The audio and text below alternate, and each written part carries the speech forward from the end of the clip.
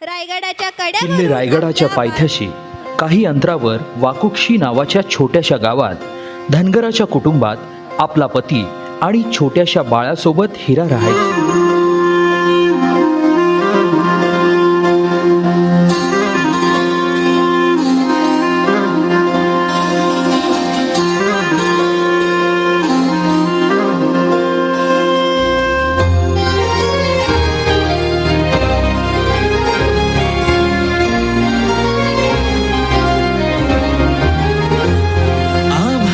संग मातीचं नांदन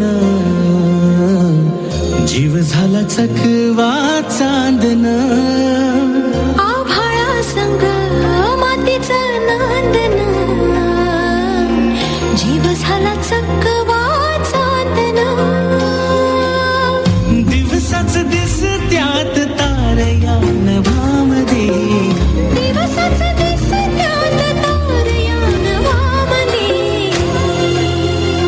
हो जगन हे न्यार झालं,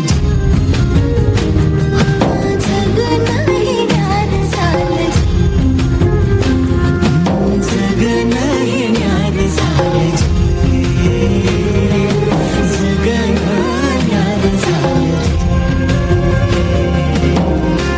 नेहमीप्रमाणे एके दिवशी हिरानं गोठ्यातून जनावरांचं दूध काढलं आणि आपल्या तान्ह्या बाळाला खेळवून पुन्हा त्याला घरी सोडून ती रायगडावर निघाली. तो दिवस होता कोजागिरी पौर्णिमेचा.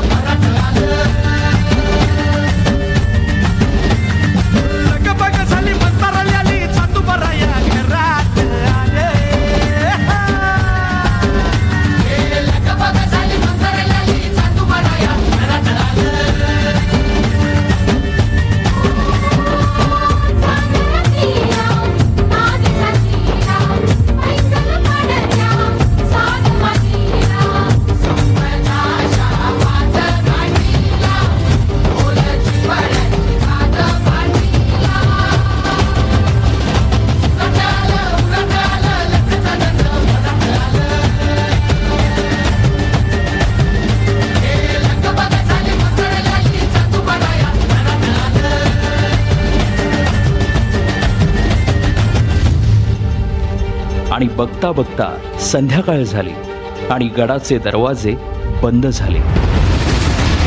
माझं बाळ एकलं आहे घरलं, या पदरपसे ती तुमच्या पुढे मला जाऊ दे.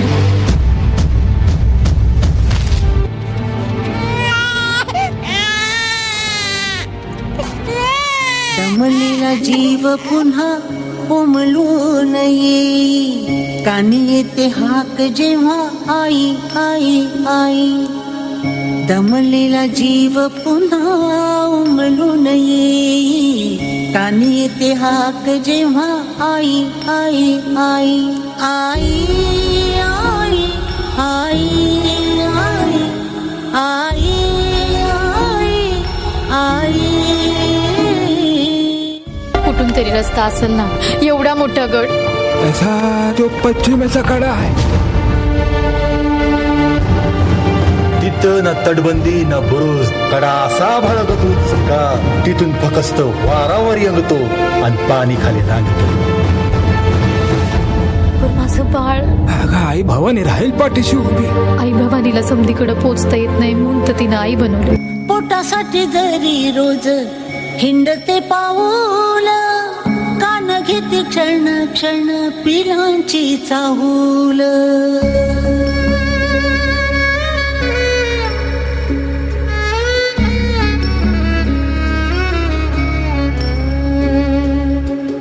पोटासाठी जरी रोज हिंडते पाऊल, कान घेते क्षण क्षण पिलांची चाहूल.